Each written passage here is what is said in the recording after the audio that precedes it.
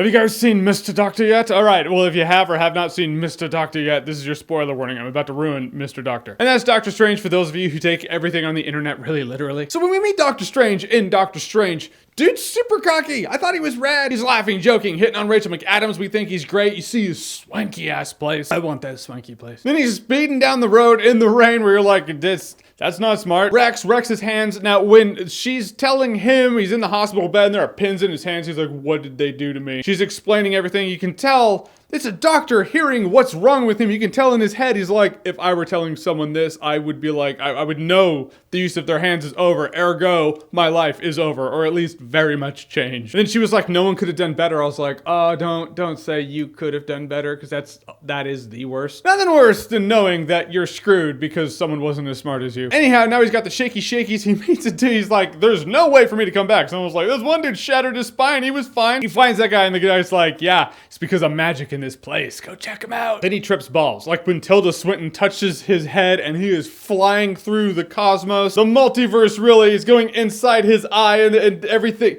Dude, I'm just saying, if you watch that high, nice knowing you. See you next fall.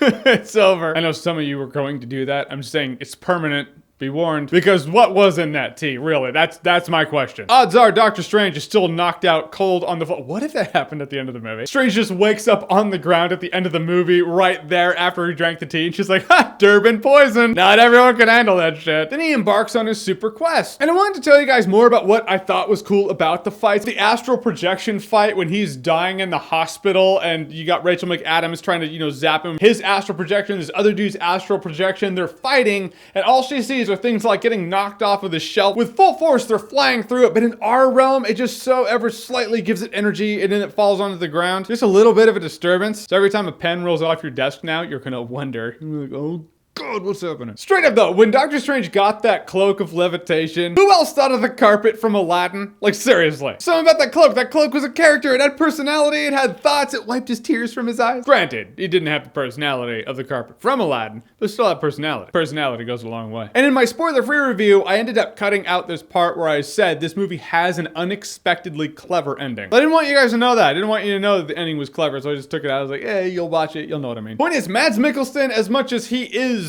an agent of evil, he's not the evil. Although from his perspective, he's actually doing good. There's this whole monologue he has with Doctor Strange where he's like, there's this being in this dark energy dimension opposite of ours, and it just kind of annexes worlds into its world, and then they live forever because time has no place there. But even then, he's like, I'm doing it for good, and Strange is like, really?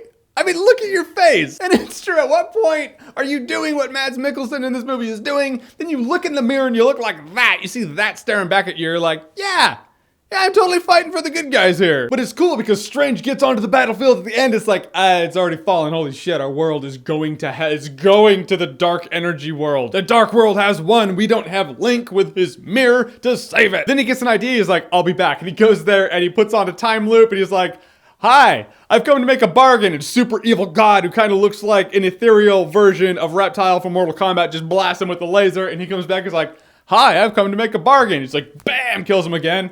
Hi, I've come to make a bargain. Impales him. Hi, I've come to make a bargain. The thing's like, what is this? He's like, yeah, this is time. This is how it works because time has no place there. So this thing really has never experienced time. He's put him in a time loop and now he's going to keep looping. And Strange says he'll break the loop if he makes a bargain with him. The bargain's simple. Fuck off, take your zealots with you, never come back. The thing gets pissed, keeps killing him. Strange comes back. Hi, I'm here to make a bargain. He relives the same moment over and over and over again, which I had a feeling something like that would happen at a point in this movie. Because when Strange finds that book dealing with time and he starts messing with time and you see the apple rotting and then coming back and rotting and coming back and they're like, stop it, what are you doing? Are you crazy? That is forbidden. Do you want to stay in a loop forever and ever? That could happen. I was like, I feel like that's a very on-the-nose foreshadow.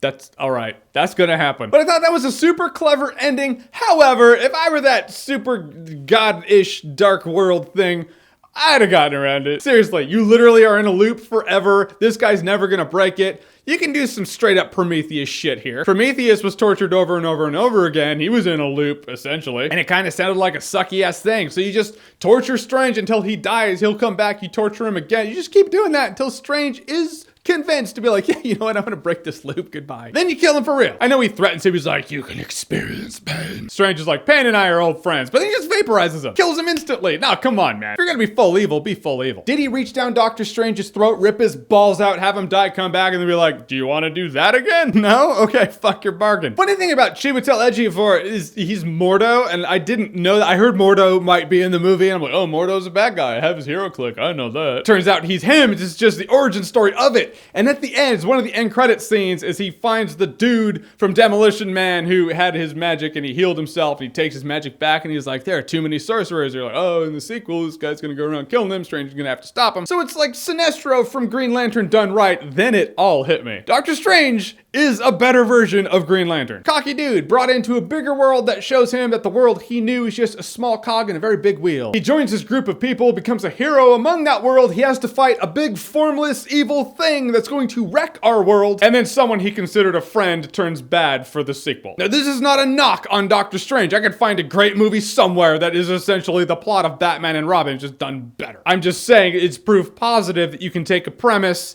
and do it better. One of the things that just stuck out to me is it's a better way they did it in Doctor Strange that Green Lantern totally failed at was the big bad guy. Parallax he didn't say anything. At least Doctor Strange, when they have their supervillain that comes in, he's this otherworldly thing that really is more or less formless. He talks to the thing and he bargains with it. He doesn't just kind of suck it into the sun and have that be that. But it was funny, the parallels between the two. And the other post-credit scenes, now there's two. There's like a mid-credit scene and a post-credit scene because one is just not enough for the Marvel Empire. It's Doctor Strange talking with Thor. I guess Thor has brought Loki to New York. And Strange is like, okay, if I help you find Odin, will you take your brother out of here? He's like, sure. He's like, all right, let me help you find him. Two things I noticed. One, Strange has his yellow gloves that he has in the comic book now, so I guess he's full Strange. And two, I was like, is it setting up for Thor Ragnarok, or it's just kind of unwriting where they left Thor the Dark World at? Thor the Dark World left off like, where's Odin? You think, all right, is Ragnarok going to pick up where that left off? In which case, is Strange going to set him on the path for Thor Ragnarok? Or is Thor Ragnarok going to pick up where Odin's there and they're like, oh, hey, I'm so glad Doctor Strange helped me find you. In which case, they're just rewriting it because different directors, different minds, and things shift around and they just have to unwrite some things sometimes. Don't know. Point is, Doctor Strange is pretty sweet. I'm just saying, it's a cool movie. It's a fun movie. It's a mind-bending movie. And I thought the end with the whole time loop thing, I thought that was rad. And it's just, at this point, man, Marvel they're like Pixar. They're Pixar with no real Cars 2. You could argue that maybe a couple of them were Cars 1. There's no real Cars 2 yet. And so now it's up to you. What do you guys think of Doctor Strange and where does it rank among the Marvel Cinematic Universe? You don't have to list them all. Just say it's between this one or this one if you want. If you want to list them all, hey, go nuts. Comment section is there for you. So whatever you think, comment below, let me know. And as always, if you like what you've seen here and you want to see more, click right here to see more.